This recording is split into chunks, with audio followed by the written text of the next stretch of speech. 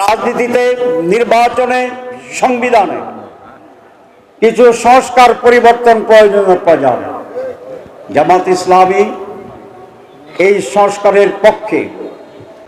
বাংলাদেশ জামায়াতে ইসলামীর নায়েবে আমির ও সাবেক সংসদ সদস্য ডাক্তার সৈয়দ আব্দুল্লাহ মোহাম্মদ তাহের বলেছেন, বাংলাদেশের রাজনীতিতে, নির্বাচন ও সংবিধানে কিছু সংস্কার ও পরিবর্তন দরকার।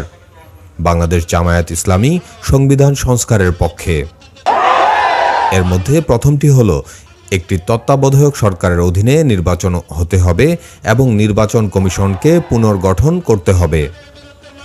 একটি কেয়ারটেকার সরকারের অধীনে নির্বাচন করতে হবে, নির্বাচন কমিশনকে পুনর্গঠন করতে হবে।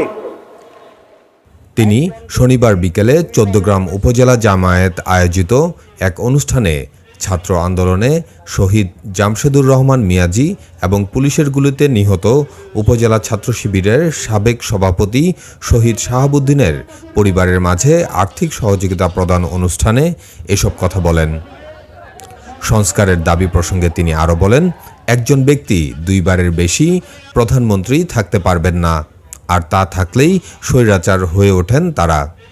একজন ব্যক্তি দুইবারের বেশি, মানে 10 বছরের বেশি একাধারে প্রধানমন্ত্রী থাকতে পারবেন না, থাকলেই স্বৈরাচার হয়ে যায়, ফ্যাসিবাদ হয়ে যায়। রাষ্ট্রপতি ও প্রধানমন্ত্রীর ক্ষমতায় ভারসাম্য আনতে হবে জানিয়ে তিনি আরও দাবি করেন, দলীয় প্রতীকে নির্বাচন হবে এবং যে যত শতাংশ ভোট পাবে সেই হিসেবে সংসদে আসন নির্ধারণ করা হবে। প্রেসিডেন্ট এবং প্রধানমন্ত্রীর ক্ষমতার ভারসাম্য আনতে হবে। কোনো কনস্টিটিউয়েন্সি নির্বাচন নয়, দলীয় প্রতীকে নির্বাচন হবে। যারা যত % ভোট পায় সেই হিসাবে পার্লামেন্টে এমপির সংখ্যা নির্ধারিত হবে, তাহলে লুটপাটের আর সম্ভাবনা থাকবে না।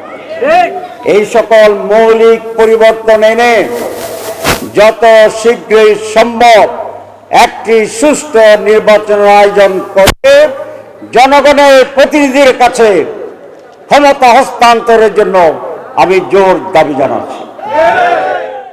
চৌদ্দগ্রাম উপজেলা জামায়াতের আমির মোহাম্মদ মাহফুজুর রহমান অনুষ্ঠানে সভাপতিত্ব করেন।